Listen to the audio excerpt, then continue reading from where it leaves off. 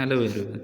So in previous lecture video we started with our new topic, that is antibiotics. Okay, so under antibiotics we see up till now we see the brief historical background of antibiotics. Okay, in that we see two segments, that is earlier history and modern history. Okay, so first antibiotic is derived by Sir Alexander Fleming. Okay, with the help of from the it is that and first antibiotic is penicillin, which is derived from microorganism Penicillium notatum. Okay, then next we see definition of antibiotics. Okay, so what is the definition or define antibiotics? Antibiotics are chemical substance produced by certain species of microorganism during their growth on suitable cultural media and having the property of inhibiting the growth of or destroying the other microorganism in high dilution or low concentration. Okay, then we see the ideal property of antibiotics. Okay, then next is the classification. So classification is based on mode of action, that are bacteriostatic and bactericidal. Bacteriostatic means what? Which only inhibit the growth of bacteria, and bactericidal means what? Which directly destroy or kill the bacteria. Then based on their spectrum of action, broad spectrum means use against wide variety of microorganism, and narrow spectrum have selectivity or specificity toward the microorganism. Then we see what is meant by narrow spectrum, what is meant by broad spectrum antibiotics. Then classification of antibiotics. So antibiotics are classified with the by three methods. In that, first, depending upon spectrum of antimicrobial activity. So according to this, antibiotics are classified as narrow spectrum antibiotics and broad spectrum antibiotics. Then second method is classification depending on biosynthesis. Biosynthesis means what? From which source the antibiotics are derived, or from which chemical or from which molecule, from which element antibiotics are derived. Then third method is classification depending on basis of chemical structure. So this classification depending on basis of chemical structure, it is very important according to exam point of view. The next, classification of antibiotics depending upon spectrum of antimicrobial activity, it is classified as narrow spectrum antibiotics and broad spectrum antibiotics. Okay, then classification depending on biosynthesis, it is classified as first, antibiotic derived from amino acid. This is again subclassified as from single amino acid, then from two amino acid, and from many amino acid. Then second, antibiotics derived from sugar.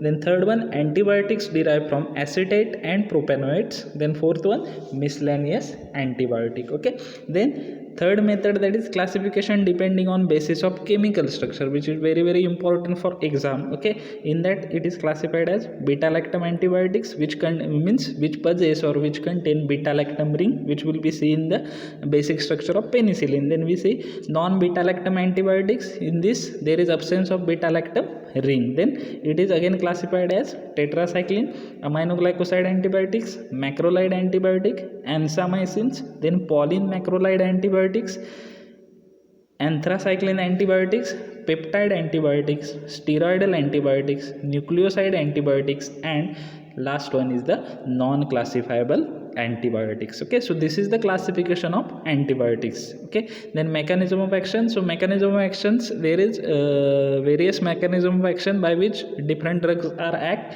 that is site for cell wall synthesis, then site for protein synthesis inhibitor, then drug which cause leakage of cell membrane, then interfere with DNA functioning and synthesis. Okay, so this is the mechanism of action. Then penicillin is discovered in 1928 by Sir Alexander Fleming from the microorganism from the mold of microorganism, mold of Penicillium notatum. Okay, then this is the basic structure of penicillin, which contain N-acyl group, then beta lactam ring and thiazolidine ring, and this group thiazolidine ring, beta lactam ring from started from NH to end up to dimethyl and COH, carboxylic acid group. This complete group is called as 6-aminopenicillinic acid, which will important for IUPAC nomenclature. Then this beta lactam ring and thiazolidine ring combinedly called as the पेनाम. या दोन रिंगला एकत्र करून काय म्हटलं जातं?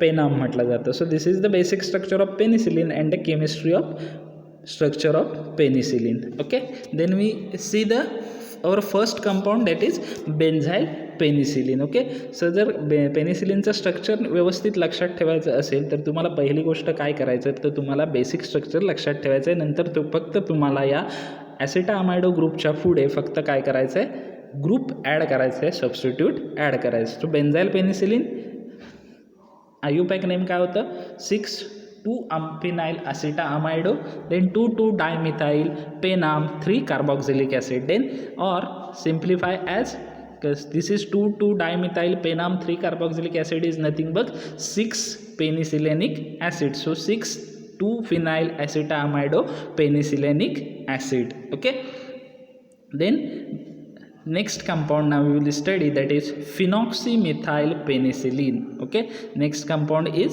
phenoxymethyl penicillin. Okay, this is again similar to benzyl penicillin. This benzyl penicillin contain what, phenyl group, while this phenoxymethyl penicillin content phenoxy group. याच्यामध्ये कोणता group असतो, फिनॉक्सी ग्रुप असतो. त्याच्यामुळे फक्त जर हे स्ट्रक्चर काय करायचं आहे आपल्याला, याच्यामध्ये हा एक या फिनाइल रिंग नंतर बेन्झाईल पेनिसिलिनमध्येच्या स्ट्रक्चरमध्ये फक्त या फिनाइल रिंग नंतर ओ ॲड करायचं आहे. तुम्ही जर इथे स्ट्रक्चर बघितलं तर काय त्याच्यानंतर फक्त ओ ॲड झालेला आहे. म्हणजे काय, आपलं जे स्ट्रक्चर आहे NH3+CH2 आणि त्याच्यानंतर डायरेक्ट तिथे काय होती, बेन्झाईल पेनिसिलिनमध्ये बेन्झाईल रिंग होती, म्हणजे फिनाइल रिंग होती. इथे काय NH3+CH2 ओ आणि मग काय आहे, बेन्झाईल रिंग म्हणजेच फिनाइल रिंग आहे, म्हणून हा काय आहे, फिनॉक्सी आहे. बाकी सगळे ग्रुप सेम आहेत, काय ॲसिटामायडो आहे, डायमिथाइल आहे, पेनाम किंवा पेनिसिलिनिक ॲसिड आहे. सो याचं जर आयुपॅक नेम काय येणार, सेम ॲज टू बेन्झाईल पेनिसिलिन, फक्त फिनाइलच्या इथे काय टाकायचं आहे आपल्याला, फिनॉक्सी टाकायचं आहे, कारण इथे ऑक्सी, फिनाइलला ऑक्सी ग्रुप अटॅच झालेला आहे. So IUPAC name is six two phenoxy acetamido two two dimethyl penam three carboxylic acid. Similarly second simplify IUPAC name काय येणार, 6-2-फिनॉक्सी ॲसिटामायडो पेनिसिलॅनिक ॲसिड.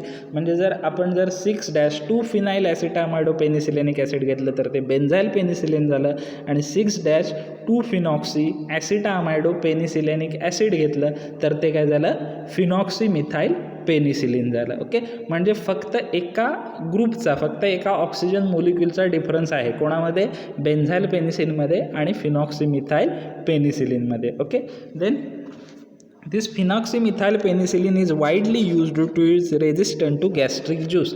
हे फिनॉक्सीमिथाइल पेनिसिलिन जे आहे ते काय केलं जातं, जास्त प्रमाणात यूज केलं जातं, खूप मोठ्या प्रमाणावर यूज केलं जातं. का, because of its resistant to gastric juice. म्हणजे आपल्या स्टमकमध्ये जे गॅस्ट्रिक ज्यूस सिक्रेट होतं, gastric juice it is mainly contain hydrochloric acid, आणि या गॅस्ट्रिक ज्यूसच्या कॉन्टॅक्टमध्ये काही जेव्हा ड्रग येतात तेव्हा काही ड्रग हे त्याला सेन्सिटिव्ह असतात त्या गॅस्ट्रिक ज्यूसला. त्या गॅस्ट्रिक ज्यूस आणि ॲसिडच्या कॉन्टॅक्टमध्ये आल्यानंतर त्या ड्रगचं डिग्रेडेशन होतं आणि त्या ड्रगची ॲक्टिव्हिटी, इफेक्ट, ॲक्शन काय होते, कमी होते. पण हा जो फिनॉक्सीमिथाइल पेनिसिलिन आहे याचं दुसरं नाव आहे पेनिसिलिन व्ही. बेन्झाईल पेनिसिलिनचं दुसरं नाव काय होतं, पेनिसिलिन जी, आणि फिनॉक्सीमिथाइलचं दुसरं नाव काय आहे, पेनिसिलिन व्ही. ओके, सो हे जे फिनॉक्सीमिथाइल पेनिसिलिन आहे ते काय आहे, रेजिस्टंट आहे गॅस्ट्रिक ज्यूसला. म्हणजे गॅस्ट्रिक ज्यूसला ते काय करतं, अपोज करतं. गॅस्ट्रिक ज्यूसचा ॲसिडचा त्याच्यावरती कोणताही या फिनॉक्सीमिथाइल पेनिसिलिन म्हणजे पेनिसिलिन व्ही वरती काही परिणाम होत नाही, आणि त्याच्यामुळे त्याची ॲक्शन आपल्याला प्रॉपरली जेवढी पाहिजे तेवढी आपल्याला मिळते. त्याच्यामुळे हे फिनॉक्सीमिथाइल पेनिसिलिन वाईडली यूज केलं जातं. Okay, so this phenoxymethyl penicillin IUPAC name is, again I am repeat the IUPAC name, six two phenoxy acetamido two two dimethyl penam three carboxylic acid और 6,2-फिनॉक्सी ॲसिटामायडो पेनिसिलेनिक ॲसिड. ओके, कारण आपलं पॅरेंट कंपाऊंड कोण आहे, 6-पेनिसिलेनिक ॲसिड किंवा 6-पेनिसिलेनिक acid आहे, आणि आपला सबस्टिट्यूट कोण आहे, C+CH2च्या सेकंड पोझिशनला कोण आहे, इथे फिनॉक्सी ग्रुप आहे, 2-फिनॉक्सी, आणि आपला ॲसिटामायडो, आणि आपलं हे सगळं स्ट्रक्चर कोणतं आहे तर 6-पेनिसिलेनिक ॲसिड. और याला दुसरं नाव काय आहे, 6-पेनिसिलेनिक ॲसिडला 2,2-डायमिथाइल penam three carboxylic acid.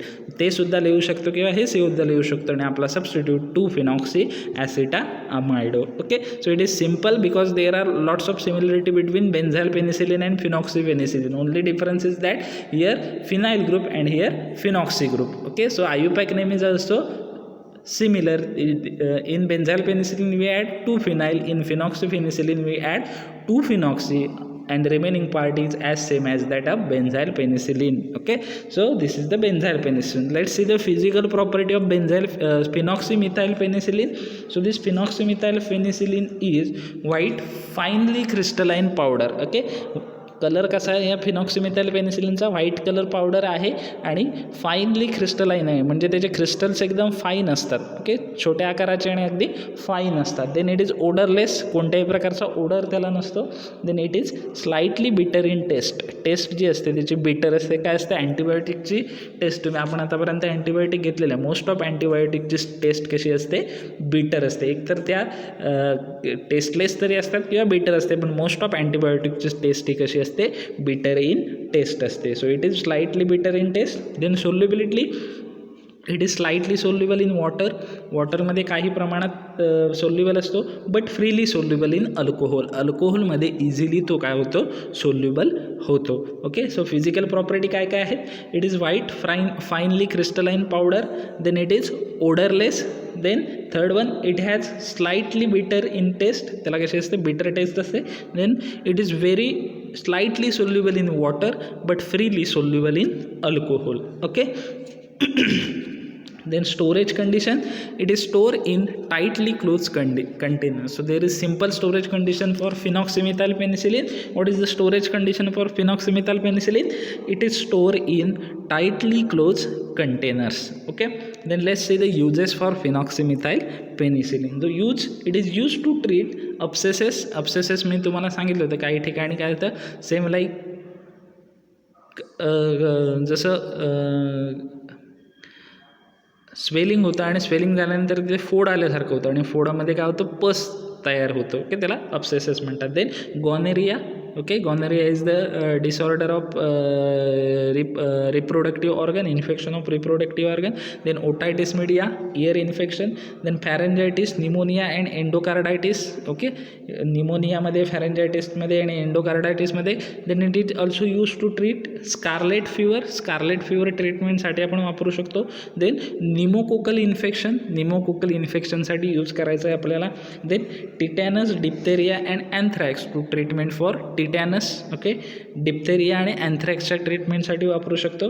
Then it is use प्रोफायलॅक्टिकली, म्हणजे प्रोफायलॅक्टिकली म्हणजे काय, प्रिव्हेंट करण्यासाठी. ओके, प्रिव्हेंट करण्यासाठी. काय प्रिव्हेंट करण्यासाठी, तर जे प्रोफायलॅक्टिक म्हणजे काय, तर एखादा डिसीज होऊ नये म्हणून पहिल्यांदाच घेतलेली काळजी किंवा precaution. So it is use prophylactically before dental and surgical procedure to prevent from.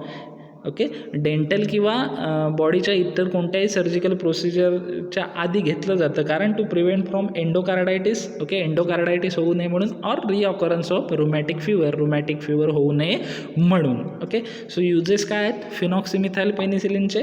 First, it is use to treat abscesses. Then second, it is use to treat gonorrhoea. Then third, it is use to treat otitis media. Then fourth, it is used to treat pharyngitis, pneumonia and endocarditis. Then fifth, it is used to treat scarlet fever.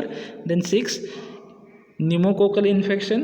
7, tetanus, diphtheria and anthrax. Then next, it is used prophylactically before dental and surgical procedure to prevent from an endocarditis and second, reoccurrence of rheumatic fever.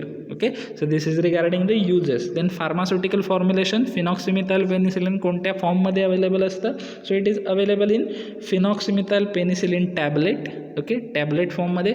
Then phenoxymethyl penicillin capsule, capsule फॉर्ममध्ये. And phenoxymethyl penicillin suspension, आणि कोणत्या फॉर्ममध्ये available असतं, तर suspension फॉर्ममध्ये available असतं. Okay, so pharmaceutical formulation कोणते आहेत, phenoxymethyl penicillin tablet, phenoxymethyl penicillin capsule and phenoxymethyl penicillin suspension. Okay, then brand names are Penvic DS. Okay, so this Penvic DS. Then next is a Cristapen V. Okay, cristapen V. This is cristapen is also present in benzyl penicillin, I think. Okay, so this cristapen, normal cristapen contain benzyl penicillin, but cristapen V contain phenoxymethyl penicillin, because V is the, again penicillin V is the another name of phenoxymethyl penicillin. Okay, so Penvig DS, then cristapen V, then Depen, okay, Depen and Penitriad. Okay, so brand names are, again I repeat, Penvig DS, cristapen V, Penitriad and Depen. Okay, so these are the brand name for phenoxymethyl penicillin. Okay, so this is regarding the phenoxymethyl penicillin. Okay, structure, IUPAC name and monograph of that phenoxymethyl penicillin. Okay, as I put star mark here for phenoxymethyl, asterisks for phenoxymethyl penicillin. So structure and IUPAC name, it is both are important for exam point of view. Okay, the next compound is the benzathine penicillin or benzathine penicillin. Okay, so this structure is not required for the exam. Okay, IUPAC name is also not for there. Okay, so this is the structure for benzathine penicillin. Okay, it is actually, this is the isolated from benzyl penicillin. If you see the structure of this part, okay, benzene ring CH2 C double bond O and is beta lactam and thiazolidine ring, then carboxylic acid dimethyl group. Okay, this is the benzyl penicillin, but difference is that in benzathine penicillin there is salt are added, dibenzyl ethylene diamine. This is benzene CH2NH CH2CH2NH CH2 benzene. This is nothing but the dibenzyl ethylene diamine. This salt is added, hence it is called as benzathine penicillin. Means what? म्हणजेच काय, हे benzathine penicillin हे काय आहे, बेन्झाथाइन penicillin हे काय आहे, salt of benzyl penicillin. Benzyl पेनिसिलिनचं सॉल्ट आहे, सॉल्ट फॉर्म आहे बेन्झाइल पेनिसिलिनचा. Okay, so this benzyl penicillin is NN dibenzyl ethylene diamine salt of benzyl penicillin. तुम्हाला सांगितलं स्ट्रक्चरल सिमिलरिटी आहे. हा काय आहे, बेन्झाइल पेनिसिलिनपासून डिराईव्ह केलेला बेन्झाइल पेनिसिलिनचा सॉल्ट आहे. कोणता, benzathine penicillin. Okay, so this benzathine penicillin is dibenzyl ethylene diamine salt of benzyl penicillin. Okay, let's see the physical property. Okay, so this benzathine penicillin is white crystalline powder. Color असतो त्याचा white आणि crystalline form मध्ये available आहे. So it is white crystalline powder. Then it is odorless and tasteless. कोणताही odor नाही आहे, as well as it is the tasteless. Taste सुद्धा कोणतेही नसते. Then it is hygroscopic in nature. Moisture आणि water च्या कॉन्टॅक्टमधून याला जंपलं पाहिजे, because it is hygroscopic in nature. Then solubility, soluble in alcohol. Alcohol मध्ये तो कसा आहे, soluble आहे, but practically insoluble in ether. Ether मध्ये कसा आहे तो, insoluble आहे. ओके, सो फिजिकल प्रॉपर्टी किती आहे, 4 आहे total. First, it is white crystalline powder. Second, it is odorless and tasteless. Third, it is hygroscopic in nature. Then fourth one, soluble in alcohol and practically insoluble in ether. Okay, then stability and storage. Okay, so this stability and storage is very vast or broad and it is important for exam. Okay, so stability and storage याची खूप मोठी आहे, म्हणजे ते एवढी precaution आपल्याला बेन्झाथाइन पेनिसिलिनसाठी घ्यावी लागते. सो स्टॅबिलिटी काय आहे, at room temperature in dry taste.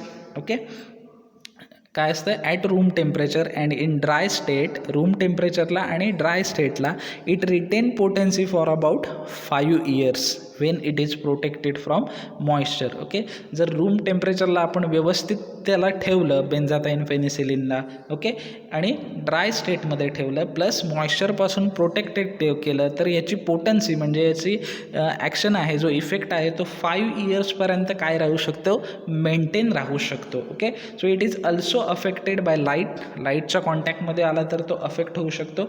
Hence it is store in tightly close light resistant container.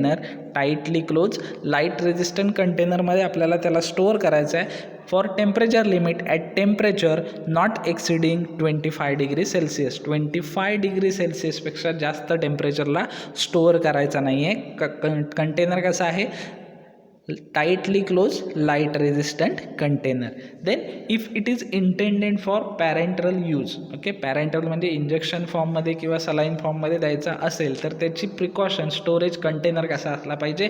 If it is intended for parental use the container should be sterile. Container कसा असला पाहिजे, sterile and seal, पूर्ण sterile असला पाहिजे, seal असला पाहिजे, so as to exclude micro organism.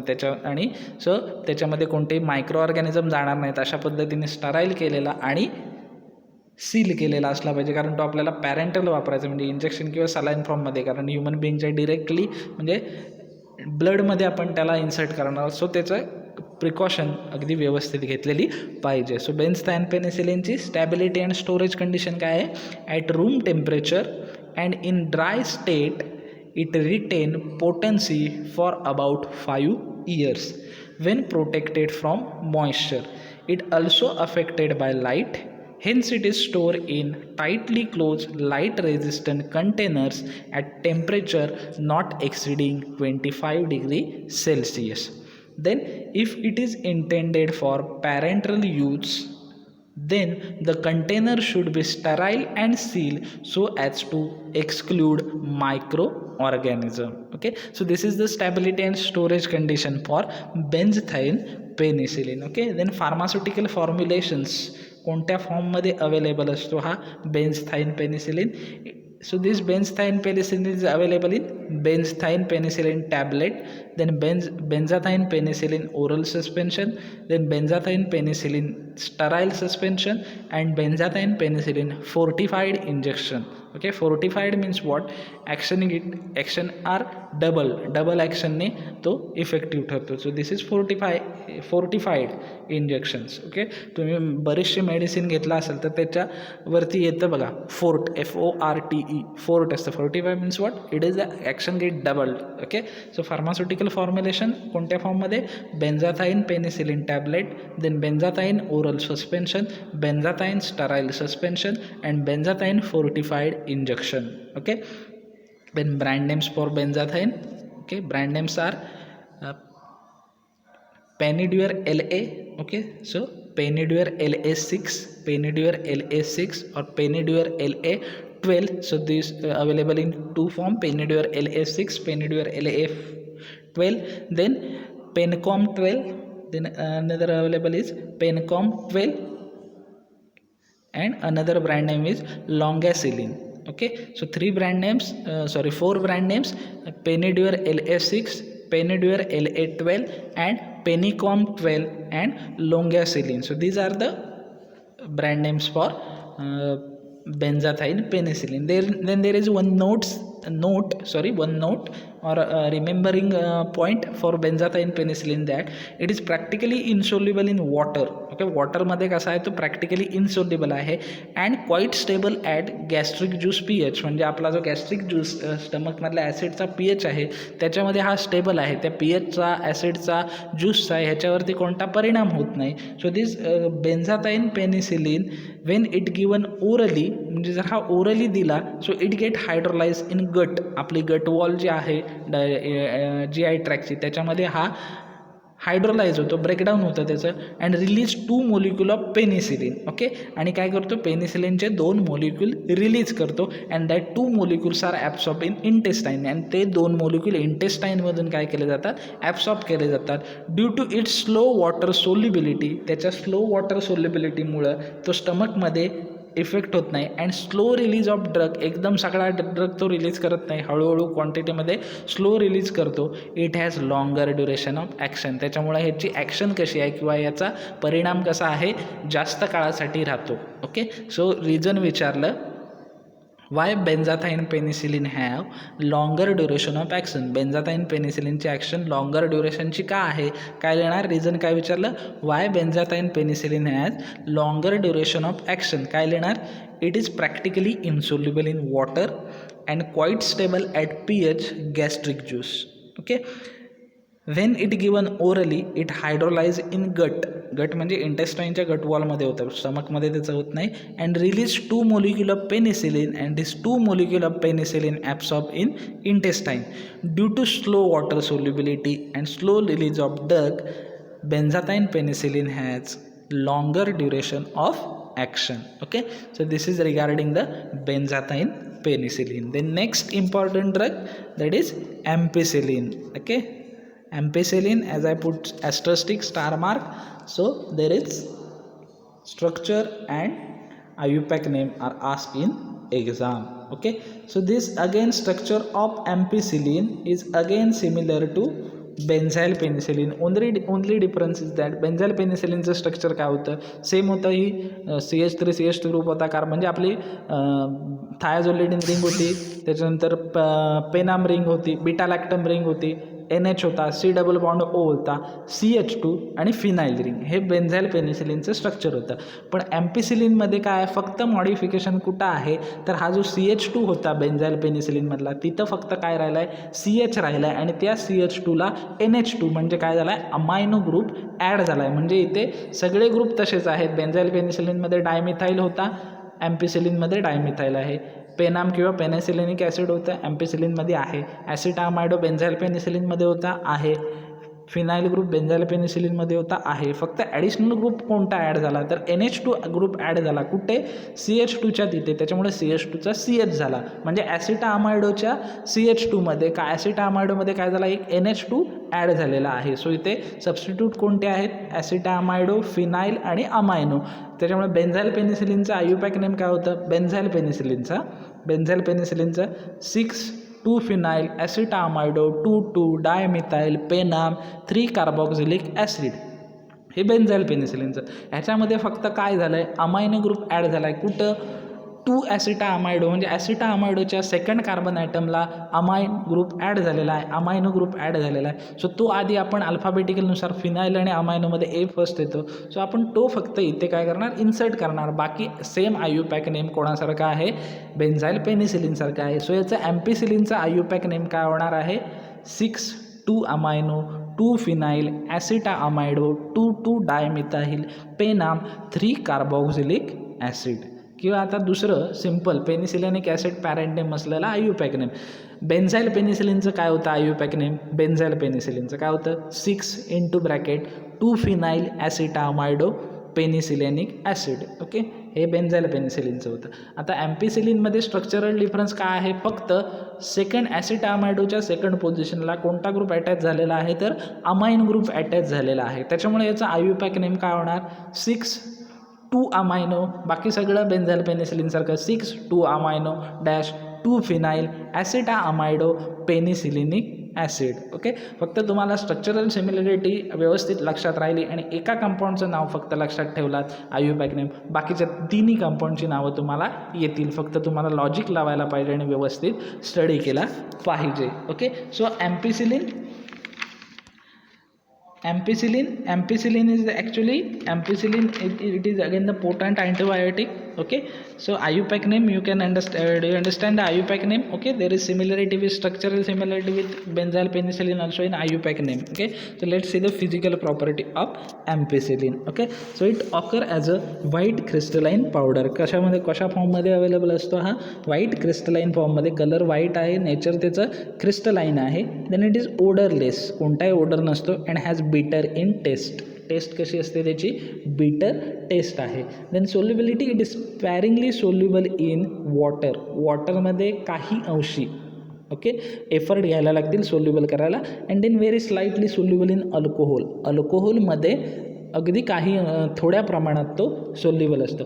Then it's sodium salt, म्हणजे या ॲम्पिसिलिनचं सोडियम सॉल्ट जर तयार केलं तर then it is freely soluble in water, तर ते वॉटरमध्ये फ्रीली सोल्युबल असतं कारण ते सॉल्ट फॉर्ममध्ये असतं. Okay, so physical property, total 4 physical property. First, it occur as a white crystalline powder. Then second, it is odorless and has bitter taste. Then third, it is sparingly soluble in water and very slightly soluble in alcohol. Then fourth one, its sodium salt is freely soluble in water. Okay, then next storage and stability काय आहे त्याची बघूया. It is unstable about 25 degree Celsius. 25 degree सेल्सिअसच्या वरती तो काय असतो, unstable असतो. So it is store in tightly close कंटेनरमध्ये स्टोअर केला पाहिजे. इन कूल प्लेस, जागा ती कूल असली पाहिजे. किंवा कूल प्लेस जर अवेलेबल नसेल तर जिथे स्टोअर करतो आहे त्याचं temperature not exceeding than 25 degree Celsius, कारण तो 25 डिग्री सेल्सिअसला स्टेबल आहे. सो कूल प्लेस नसेल अवेलेबल तर ज्या ठिकाणी तुम्ही ॲम्पिसिलिन स्टोअर करताय त्याचं टेम्परेचर 25 डिग्री सेल्सिअसपेक्षा जास्त जाता कामा नाही. सो स्टोरेज अँड स्टॅबिलिटी विचारले तर काय लिहिणार, it is stable about 25, it is stable at unstable about 25 degree Celsius. 25 degree सेल्सिअसच्या वरती टेम्परेचर गेलं तर अनस्टेबल असतो. So it is unstable about 25 degree Celsius. It is store in tightly close कंटेनरमध्ये तुम्ही त्याला स्टोअर केला पाहिजे. So it is stored in tightly closed container in cool place or at temperature not exceeding 25 degree Celsius. Okay, then next is the uses. Okay, uses for this ampicillin साठी uses काय आहेत, it is used to treat following infection. Okay, कोणकोणती infection treat करायला ampicillin use केलं जातं बघा. Respiratory tract infection तुमचं, then urinary tract infection, then gonorrhoea, meningitis, infection of meningitis in CNS, then enteric infection means or infection of GI tract or intestine, then septicemia. Okay, so for the treatment of septicemia, so total for the treatment of 6 infection it is used. So it is used to treat first respiratory tract infection, second urinary tract infection, then third one gonorrhea, fourth one meningitis, fifth one enteric infection, and sixth one septicemia. Okay, so this is regarding uses of ampicillin. then pharmaceutical formulation कोणत्या फॉर्ममध्ये available असतं बघा. So ॲम्पिसिलिन कॅप्सूलमध्ये available आहे, ॲम्पिसिलिन tablets, ॲम्पिसिलिन oral सस्पेन्शनमध्ये पण oral सस्पेन्शनमध्ये, because suspension topical सस्पेन्शनसुद्धा असतं सुपरफिशियल स्किनला लावण्यासाठी. So ampicillin is available as oral suspension. Then ampicillin sterile सोल्युशनमध्ये, then ampicillin injection. Okay, so this ampicillin is available in 5 forms, 5 फॉर्ममध्ये अवेलेबल असतं. कोणत्या first ampicillin capsule, then ampicillin tablets, then third one ampicillin oral suspension, fourth one ampicillin sterile solution, and fifth one ampicillin injection form मध्ये तो काय असतो, available असतो. Then brand names for ampicillin. So ampicillin brand names are Rosilin. Okay, so Rosilin, then Ampilin and Ampipen. So 3 brand names I have told you, Rosilin, Ampilin, Ampipen. Okay, Rosilin, Ampilin, and Ampipen. Okay, so there are 3 brand names. So this is regarding the ampicillin drugs. So today we see the revision of first lecture. Then we see ampicillin. Okay, structure, IUPAC name, and the monograph. Then benzathine penicillin. Okay, monograph of benzathine penicillin. Then phenoxymethyl penicillin. Okay, then we see phenoxymethyl penicillin. एवढं आपण आज बघितलेलं आहे. Okay, then remaining drug, so cloxacillin, carbenicillin, gentamicin, neomycin, we will see in to the next lecture video. Okay, सगळ्यात जास्त काय आहे, chemistry हे वोलाटाईल सब्जेक्ट आहे. जेवढं जास्त घेऊ तेवढं तुम्हाला अंडरस्टँड करायला डिफरंट होत जाईल. सो जेवढं कमी पण व्यवस्थित अंडरस्टँड होईल असा आपण केमिस्ट्रीचं घेऊया. आपल्याला फक्त सिलेबस संपवायचा नाही तर काहीतरी अंडरस्टँडसुद्धा झालं पाहिजे, कारण एक्झामला आपल्याला त्याची आन्सरसुद्धा लिहिता आली पाहिजेत. एकदम लोड देऊन आपल्याला काही उपयोग नाही. फक्त आपल्याला सिलेबस पळवायचा नाही आहे तर त्याच्यातून काहीतरी अंडरस्टँडसुद्धा करायचं आहे. सो आपण असे जास्त एकाच लेक्चरला जास्तीत जास्त 3 ते 4 ड्रग घेऊ, म्हणजे तुम्हाला रिव्हिजनला सुद्धा इझी पडेल. ओके, आय नो काही स्टुडंट हे सिरियसली घेत नाही आहेत, ना ते असाइनमेंट कंप्लीट करत आहेत, ना ते टेस्ट देत आहेत, ना लेक्चर नीट अटेंड करत आहेत. ओके, काही स्टुडंटना व्हॉट्सअपला ऑनलाईन यायला, व्हॉट्सअपला स्टेटस ठेवायला, बाकी ग्रुपवर मेसेज करायला वेळ असतो. बरेचसे असे स्टुडंट आहेत पण त्यांना असाइनमेंट कंप्लीट करून द्यायला आणि ऑनलाईन टेस्ट अटेंड करायला वेळ नसतो. ओके, एकदा का कॉलेज चालू झालं किंवा जेव्हा एक्झाम लागेल तेव्हा अशा स्टुडंटना बरोबर ताळ्यावर आणलं जाईल, याच्याबद्दल काही वादच नाही. ओके, कारण कदाचित सेकंड इयरला आल्यामुळं त्यांना शिंग फुटायला लागलेली आहेत. सो ती लवकरात लवकर त्यांची शिंग मोडण्यात येतील, याच्यात काय वाद नाही. ओके, सो रिव्हिजन करा, नोट्स रीड करा. ओके, काही प्रॉब्लेम असेल तर मला विचारा. Okay, so thank you so much.